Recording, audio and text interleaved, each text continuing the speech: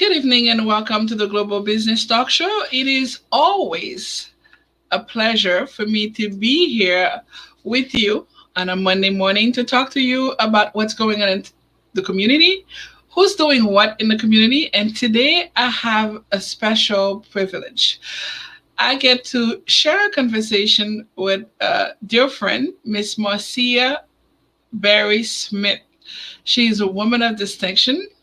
She's a fellow woman of a distinction, and she has a wealth of information that we want you to know. I'm gonna let her say hello so I could get in the heart of the matter. Good evening, Marcia. How are you? Hello, DJ. That's the best introduction I could ever have had. Thank you. And please let me remind you too that you're a fellow woman of distinction. So we're in good company. Yes, Thank you for indeed. having me. I am so glad to have you. And today we're going to talk about something that is truly important to the community. We're going to talk about financial intelligence. In your words, how could you explain to a lay man and woman what financial intelligence is? Financial intelligence is taking financial literacy to a whole new level. And we at Habitat, we've been around for the last almost 40 years. We've come to realize that it's important that you not just understand budgeting, savings, but that you understand why these things are important. Things like your credit score, what goes into the makeup of your credit score. Why should you become engaged in a civic way in a community in which you live? Mm-hmm. Why should it matter to you who your neighbors are? Why does it make a difference in how you position yourself to improve in both employment as well as in knowledge? What happens to your house if something were to happen to you and it's only in your name? These are some of the things. And very importantly, what about the interconnectivity between health and wellness in financial issues? Because very often we of color, we suffer with a lot of the very serious illnesses. There's obesity, there's high blood pressure, there's diabetes, and we don't see the connection between that and financial health. And so Habitat is forming an institute for financial intelligence so that we can have people really ready to buy and ready to stay in their homes, as you just pointed out a while ago. That is very important. And I'm gonna just this was a conversation breaker, but the reason why I wanted to start talking about financial intelligence, it's because for years we've heard people talk about financial literacy, Yes. financial empowerment. And the way you said it, you really put it in perspective and connect all the dots. Because when you talk about financial literacy, sometimes people just think about accounting, money, finance, buying a house, buying a car, and credit. But now you mention wellness as well, That's correct. which is very important because where I live affects my health. Even if my blood pressure is high because I cannot pay my house, there is a connection. Stress is a big deterrent in deciding exactly how one copes. And stress, as you said, from illness and just the data. I mean, what greater stressor has there been than COVID? Oh yes. And And that's the other thing. When you have, if you become financially intelligent, you also understand that, for example, if you have an eviction on your credit report, that you may be able through different sources to have it expunged from your credit report if it was due to COVID and there are certain extenuating circumstances. So these are some of the things that it's important that people know, and especially or people who for so long, for so many other reasons, have had to fight against these barriers to home ownership and to financial wellness. Indeed. I am glad that we laying the ground like that for the folks. You are originally from Jamaica many Yes, years ago, yes, and you've integrated yourself with the system in America and your background. I know that you worked with the bank. yes. Before I tell them about the fellowships, what did you do at the bank? At the bank, I was the CRA officer, which is the Community Reinvestment Act, Mm-hmm. which was incorporated into law many in the 1970s, and then President Bill Clinton put some real teeth into it. It Okay. made banks responsible and accountable for their lending, service, and investment to the underserved and those of low to moderate income. Okay. And so the banks have to, even to this day, still have to adhere to certain requirements. They are measured, they have a CRA exam, and they are held, their feet are held to the fire on that, because a bank could, in fact, be restricted from opening new branches, opening new Mm. products, etc., if they do not have a successful CRA exam.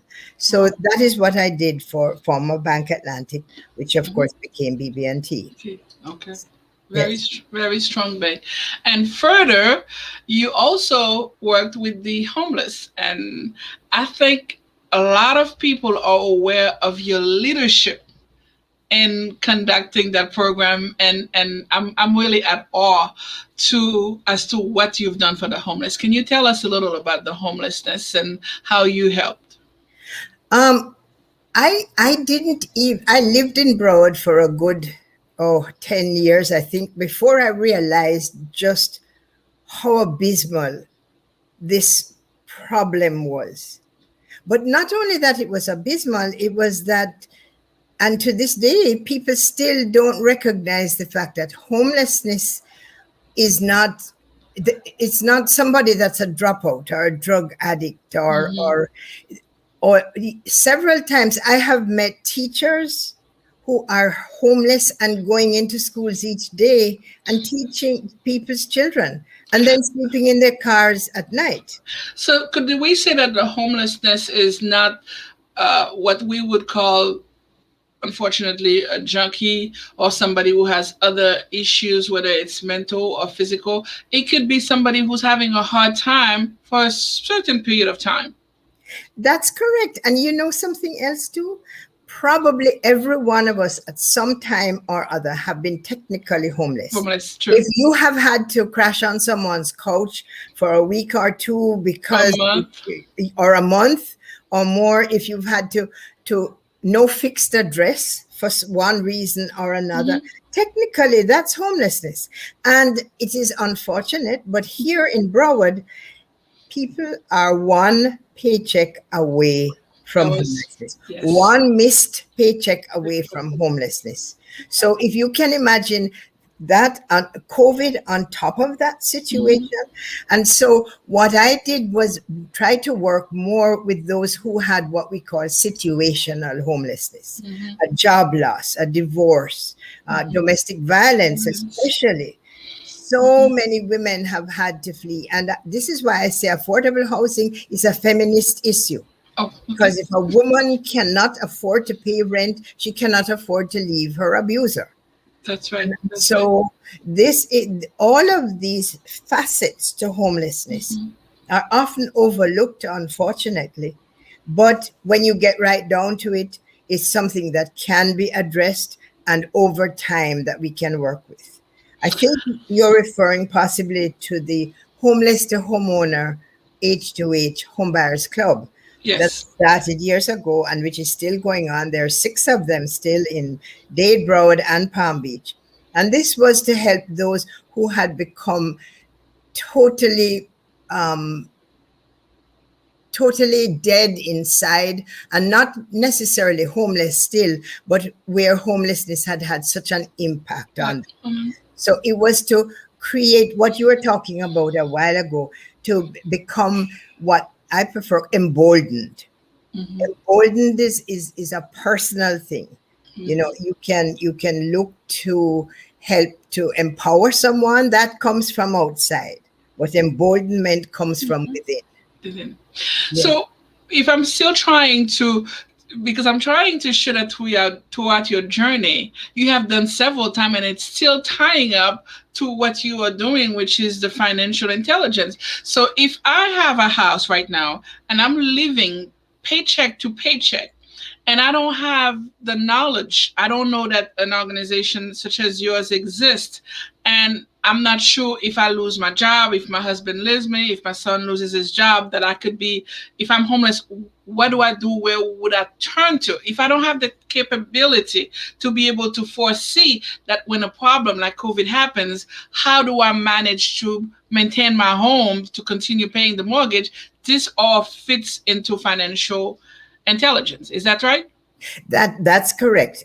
In to some extent, though, that's putting the cart after the horse, or the other way around, because I'm not saying that financial intelligence is going to be a sure-proof way of preventing everyone from Mm-hmm. ever getting into a financial bind, but Okay. it's also knowing the resources. You have places like 211 Broward. Forward. The Mm-hmm. Urban League does a fantastic, phenomenal Mm-hmm. job of helping with issues such as these. So it's knowing who to reach out to, and also knowing what your rights are, and just how much assistance that you can get.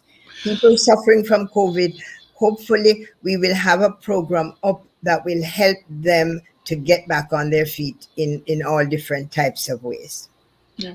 I know that currently in Broward County we have a rental assistance, but as Caribbean people, you are from Jamaica, I'm from Haiti.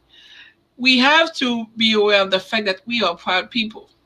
We don't like to think of anything that looks welfare like. We Uh-huh. don't, and maybe that's one of the barriers, because we're going to talk about the barriers of affordable housing, but the mental barrier where people feel like, I'm not going to ask the government to help me pay my house. Do we have to deal with that cultural, Caribbean cultural It's issue? yes, unfortunately and fortunately, because as you say, we are a proud people. We are definitely a proud people. But the issue here too is that it affects us all the way across. I mean, when you think about it, for example, domestic violence, most of our Caribbean and island women don't want to admit that that has That been. they're being abused. Right. And so you find that they put up with abuse, whether it be physical, mental, sexual, or financial, Financial. Mm-hmm. because there is such a thing as financial abuse. Mm-hmm. Okay, so there's that. And then there's also illness. Most Mm-hmm. Caribbean men that I know of, the minute you mention blood pressure or diabetes, they immediately seize up and don't want to talk about it because it's not manly, or so it's a cultural thing. And over time, I pray that we will get this behind us so that we can get the help that we need. Mm-hmm. And it doesn't mean that you have to be permanently accepting help. It doesn't Yeah. mean that you're a freeloader. Mm-hmm. Keep that in mind, that when you need help and help is there, it's a wise thing to take advantage of what help is there. That's right. That's right. But now let's talk a little about the barriers to affordable housing. And I Right. would like for you to be very detailed, because people often overlook what the barriers are. Thanks for this, DJ, because I really appreciate you allowing me the time to talk about this. As I mentioned before, credit. But the first thing I would point out is a lack of understanding, a lack of knowledge. So I urge everyone who is interested in advancing or in improving their situation to make sure that you reach out and get educated on all of these things. But credit. So not only is it the credit score that impacts people, but them not understanding how they can improve that. Just for example, I have had people come with a low credit score or medium credit score, and Habitat doesn't use a credit score in our applications or in qualifying our people. We look at good credit and we look at bad credit. But the Mm-hmm. credit score, you don't die on the sword of the credit score. However, there are ways in which one can pay down debt so that it's the amount is less than 70% of the total credit limit. There are other ways in which to do payment plans. There are many, many different ways that you can approach the credit score. But by and large, and of course, too, there are some people who have no credit. Mm. Therefore, they have no credit score. Whereas if they go to a bank that supports affordable housing, they would be able to get a credit card where they put money into an account and they buy things with the credit card and pay it back each month. And it's reported to the credit bureaus. So Mm-hmm. you get some credit history very, very quickly. These are some of the things. The other things is that in Broward, 53% of people in Broward County are what we call severely cost burdened. Mm. What is that? Okay, cost burdens means that you are paying more than 50% of your gross monthly income for rent Mm-hmm. or for housing, whatever that may be. Now, this too comes with the island, the impression that I need to keep up with the Joneses. I need to live where my fellow worker lives. And it may be totally beyond your means. Now, Mm. I will give you this. Broward County's rental right now, a two-bedroom apartment in Broward is $1,900 a month. Wow. Exactly. Wow. Habitat's mortgage payment is between $1,200 and $1,300 a month. So you can see why home ownership becomes even more important. There's also a funding shortage for affordable housing. There are many cities that would rather give where they have certain allotments that are required, they will say give it back to the county and say, here, take this, rather than developing affordable housing within their own area. Part of that too is something you and I know well about called NIMBYism. People don't want affordable housing in near to them or in their backyard, so to speak. And so we run into that because if you can't have developers or builders building homes that can be purchased at an affordable price, then this is also a tremendous barrier to home ownership. Because I noticed even during COVID, people were still building houses, and then the prices were so high. And I asked myself, how do they expect people to qualify for those kind of Right. houses, considering that if they are not unemployed, sick with COVID, they probably have less hours. So therefore, their income went down. Exactly. Exactly. Remember too that a lot of what is happening, we are losing our middle neighborhoods to gentrification. This is Oh, also another problem yes. where some of our seniors, especially people of color, they've been living there for years. This was, always a nice neighborhood, well kept. People have gotten older. They're unable to pay their taxes, perhaps. They're Hmm. unable to keep up with repairs. And investors come along And pay. and will pay. And the senior hears this amount and thinks, oh, well, yes, I can live off of that for Hmm. many years to come, not realizing that even if you get $250,000 for that house, where are you going to go? What are What you kind of house would you be able to exactly get and where for that amount? exactly? And how can if you even try to live off of that? if you have to pay close to $2,000 a month, then you're talking what? Probably 15, 15 or so months, 2 years maybe.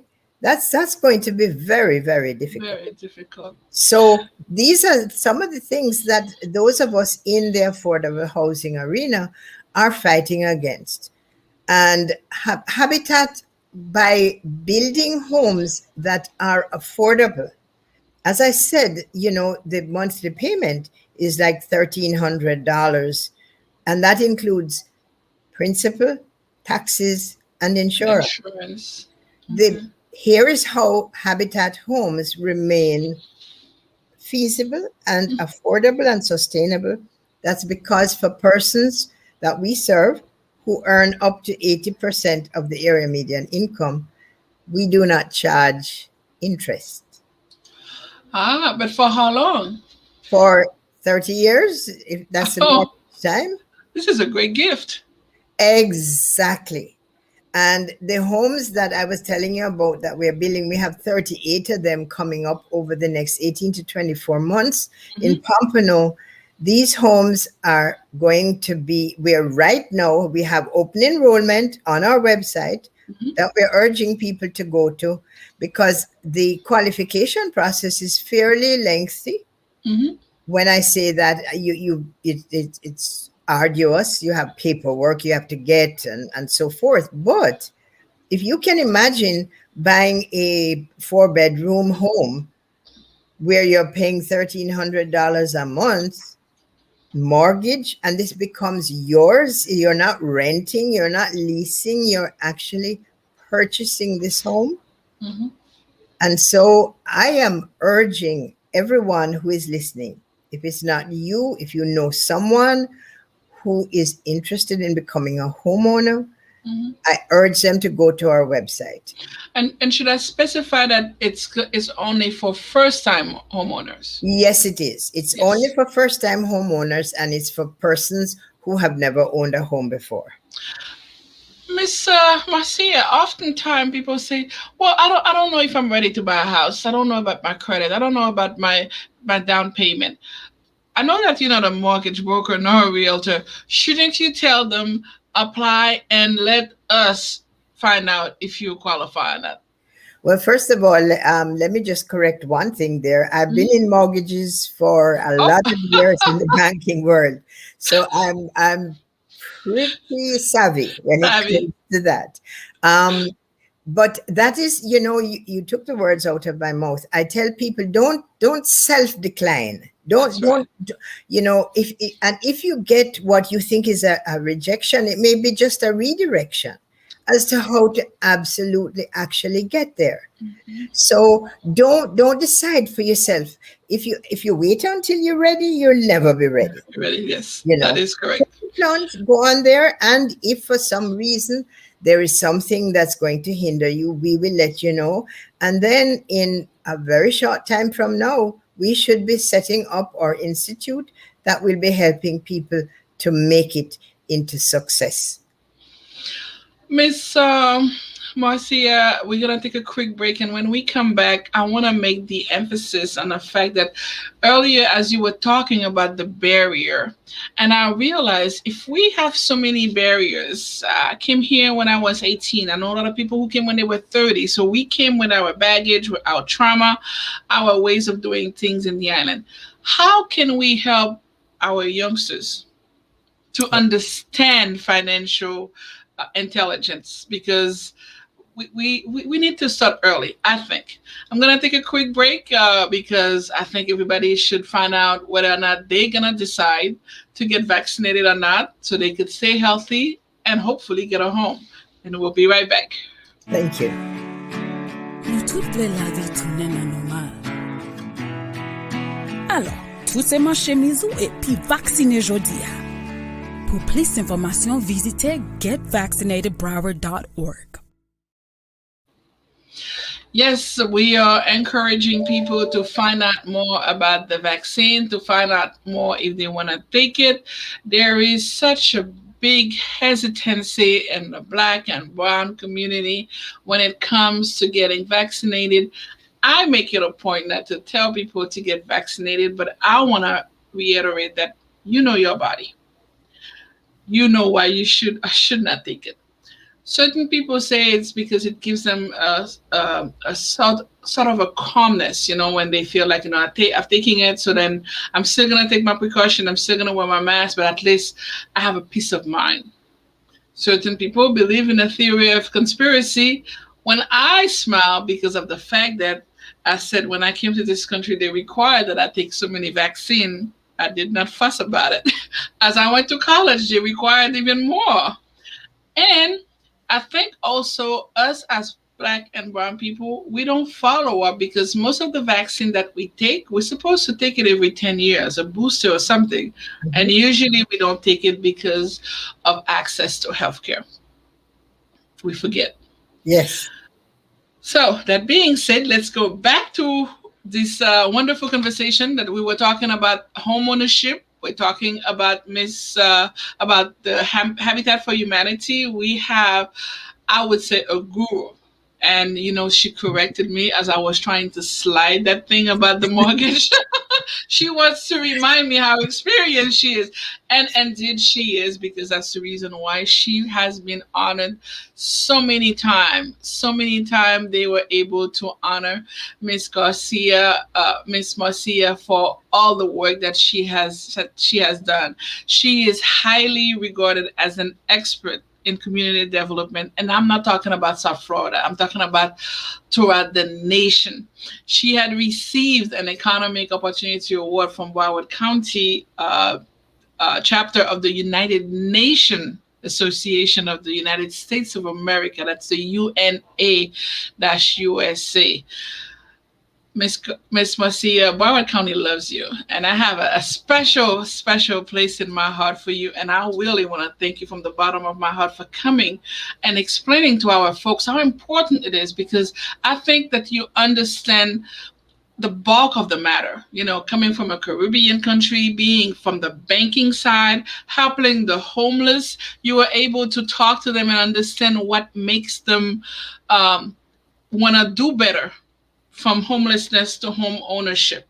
Yes. And I know that your work not only speaks for itself, but I'm glad that you have the courage to continue, Thank regardless of the barriers. Because earlier you spoke about gentrification. This is a problem for us in this you. community because we don't sit on several boards. You sat on several boards, so ahead of time you could foresee that, okay, well, this area is going to be gentrified, so you could make better decision than most of us, and we are so happy to have you.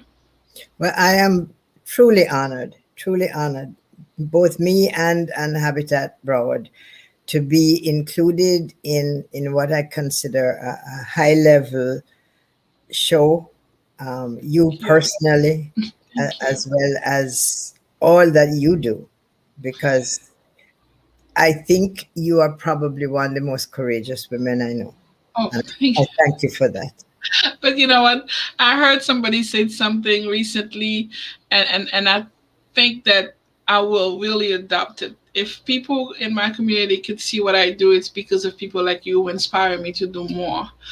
Because oftentimes you see somebody who's being honored and you're wondering when did they start and why they doing this.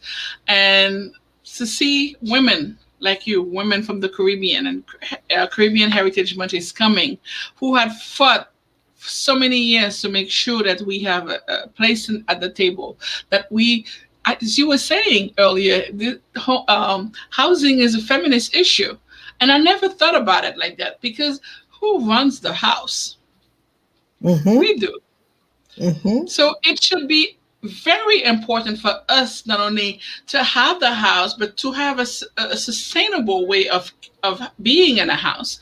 That's right. I want to share with you something that I often think about, but I'm sure the people who are listening are not really focused on that.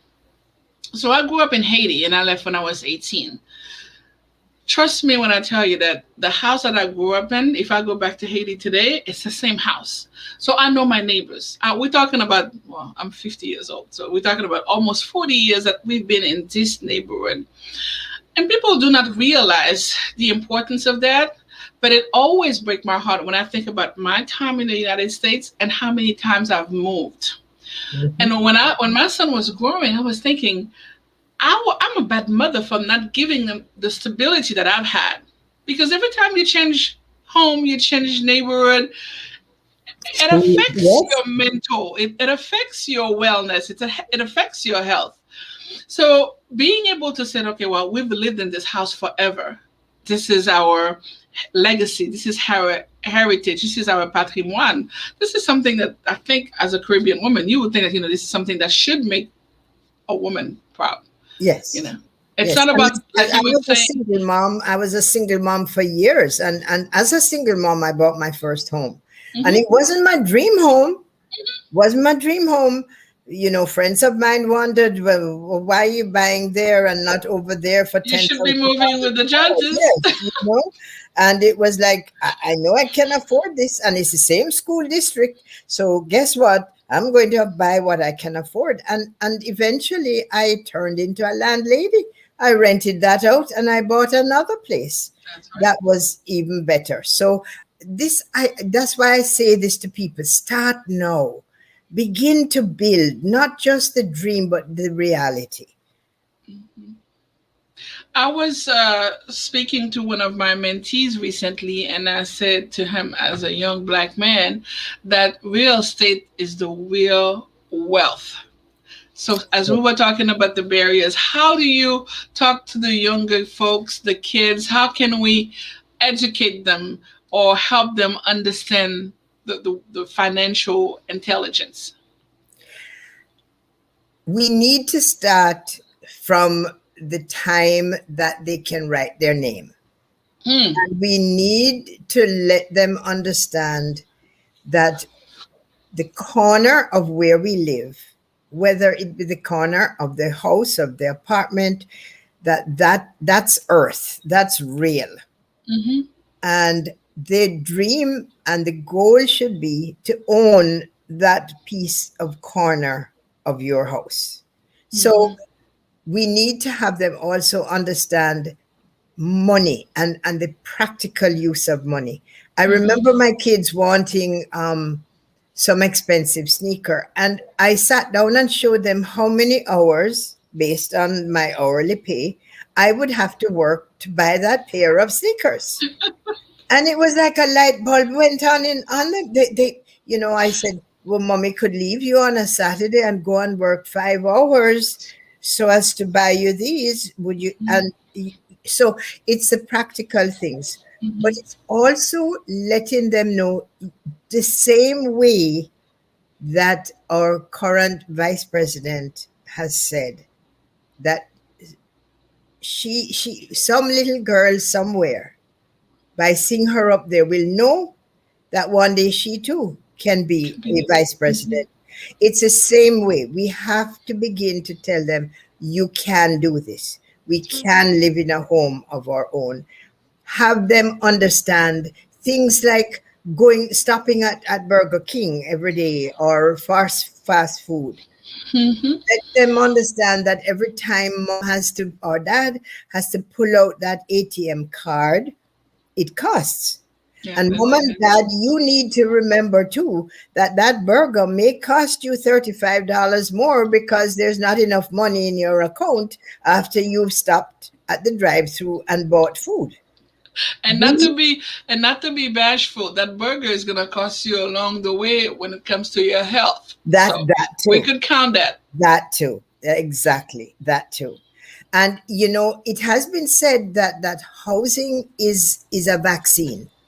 Mm. Owning your home is a vaccine. For example, 83% of our habitat homeowners, they report feeling safer.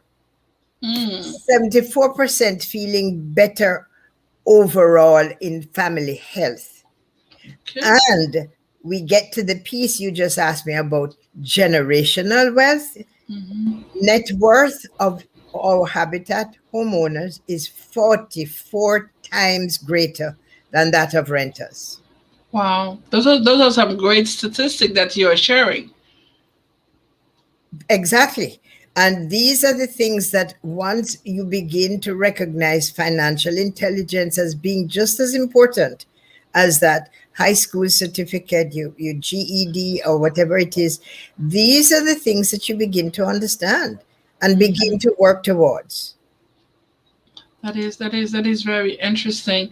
And when you talk about financial intelligence, I'm thinking about not only you as an adult understanding the credit, but understanding the big picture. Because to me, financial intelligence has an aspect of leadership in it. It's just not about, Very true. Yes. yes. Tell Very. us about the leadership. The thing is that when you become financially intelligent, it doesn't mean necessarily that you become wealthy, except of course you become wealthy within yourself and you become emboldened. But what you find too is that you ask questions. You do things like going to commissioner meetings of your city where you live. If you have bought a home, you are a taxpayer. You're going to be paying real estate taxes on that home. You have every right to go to your city's or your county's commissioner meeting and ask questions about the things that they are doing, questions about the things that they're passing and planning, especially if there are things that they're planning that is not to your advantage. Yes. I'm not saying everything is going to be to your advantage, but you become financially intelligent in understanding your civic engagement. Who voted and put those people there? Quite like, let them understand that you know that. And I liked what you just pointed out when you, because oftentimes people think when you become a homeowner it's just about the beauty. Oh, you know what, I'm having a very nice house party, so now I have a backyard, I can have parties. It comes with a lot of responsibilities. Yes, And I think, though I don't have a lot of knowledge when it comes to real estate, I think the home ownership helps the owner understand the big picture of having the area beautified. oh, So yes. if I'm a homeowner and I see people, well, even when I'm not a homeowner, because I'm one of those people, when you mess up in the street, I'll just call you and say fix it and pick it up. But I think people, when they're homeowners, they want their cities to be nice. They want their city Exactly. to be the best looking city, the greener city, for example. Because I remember when I drive in Parkland, they pride themselves in saying, like, we have a lot of trees. Yes. Well, pride of ownership is just one of the many, many aspects that comes with home ownership, because you don't have a landlord to call. Yeah. And this is one of the things that Habitat teaches. We teach how to change your air conditioning filter, how to the sprinkler. You have numbers to call of people, the electrician that did your house, things like that. And we teach them, this is yours. This is now yours. There's no more landlord to call. This is yours to care for. So, Miss Smith, those courses, who has access to those courses? Is it for the general public or only people who participated in your program? In our people who are participate in our program, who sign on and who get accepted into the program, they go through a lengthy, robust course. Mm-hmm. But as I said, places like the Urban League Please. also has fabulous classes. And there are other home ownership, the Housing Foundation of America, several other housing agencies that give classes in these. Habitat, as I said, we go one step further because we are not just the developer or the builder, we are also the mortgage company because we do the loan, and we are the stewards. Stewardship is a very important piece to home ownership. And when you have built someone a house and they have put in sweat equity, they've come, they've hammered, they've nailed, they've painted, they've written their names on the wall under the paint somewhere, and Jesus loves me, and all of these things. When that happens, the whole thing comes together in a real crucible of understanding. This is Mm-hmm. mine. I have to take care of it. I am going to take care of it. You Yes. have to care and protect it. Many people do not realize what exactly Habitat for Humanity is or does. But I'm very proud to share that since 1992, there is a Habitat for Humanity in Jamaica. They built over 1,000 homes in 13 communities. Wonderful. Wow. So That's when I awesome. Yes. That's awesome. So when I go to Haiti, I know also that there is a Habitat for Yes. Humanity in Haiti, and I will shortly give you the statistic. But tell us, as you were talking earlier about the feminist part, tell us about women and Habitat for Humanity, because everybody thinks like it's a man job to have the hammer and to sew Oh, and everything. yes. Tell us about the women in Habitat for Oh, you should Humanity. see them. I should have had some videos for you, because the women, especially, I would say that probably 65 to 70% of our homeowners are single moms. Hmm. And when you see them out, first of all, you don't have to have any construction experience or understanding, because they Mm. teach you everything on the site. Okay. So when you see them, and when they do what they call raising the roof, when Hmm. they framed it out, and then people all together, including the women, they count and then they heave it up in the air and they play. Oh my goodness, it's I, I get I get teary eyed just thinking about it. So everyone is required to participate in the building of their home, and I do mean sweat equity. I like that. But the other thing is too, you're only required to put $2,000 down for a Habitat home. That's all the down payment that you're required to do.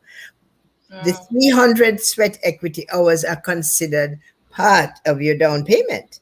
So can you imagine knowing that you drove that nail in, that you put that switch in? It's an amazing, and we don't. Let me just repeat that: we do not give away homes. We don't give a handout. We give a hand up. Up. And I think I've been familiar with Habitat for Humanity, and I think there's a misconception as to what you guys do. And I'm gonna send out a call to action. It's not because you don't have a house that you go and join the Habitat for Humanity, or connect with them. Even if you have a house, because I know that people volunteer. Because Oh let's say yes, that I'm a big general contractor and I could mentor somebody who's part of the organization. So I'm really sending a call to action. If you don't want a house, if it's not for you a first time home buyer program, you already have a house, be involved, get engaged. Do go visit the habitatbroward.org. And since I'm going to share the information that we have for Haiti, uh, especially after the earthquake, Habitat for Humanity International has served over 50,000 families in oh Haiti. yes, yes, They had made an effort for 50,000 families to have a pathway to permanent housing. They helped families 24,000 emergency shelter kids, transitional shelters, house damage that they tried to fix, to assess, repair, and rehab. Oh my God. If you yes. are not familiar,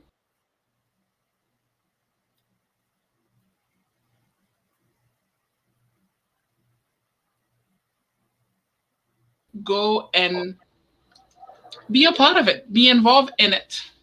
We can use volunteers. I'm telling you, if you come and volunteer once, you'll wonder, why haven't I done this before? It's a beautiful, beautiful feeling. Absolutely beautiful. And the families are so graceful and grateful. I really love what you said about the hands up. It's not a hand down, it's a hands up. And we're Yes. going to take that with pride. And thank you so much, Miss Barry Smith, for not only accepting my invitation, but for proudly wearing blue and red for Haitian Heritage Month. And I promise you that I will participate in as many Caribbean American Heritage Month events. And I'm looking forward to seeing you soon. I'm not going to say what are your last words, because Habitat for Humanity is welcome on the show anytime and every time. Thank But please leave us with a word of encouragement, a word of wisdom, especially for the women, as they're the one who not only gonna care and protect the house, but also pass on the information to the next generation. I would say to all of the people listening who are thinking, I don't know if I can do that. I don't know. I've been doing this. I say to you this much. You haven't come this far to only come this far. It's there ahead of you. Don't quit. Don't stop, because the day will come. Let's face it, you can't have a mountaintop experience unless you climb the mountain. So Mm. I'll see you on the mountain, and I'll see you on the build at Habitat. Thank you. Thank you so very much for being with us. We hope to have you soon. And I encourage people to give Miss Barry Smith a call at 954-557-6813. But do One visit, five. sorry, oh, I'm dyslexic.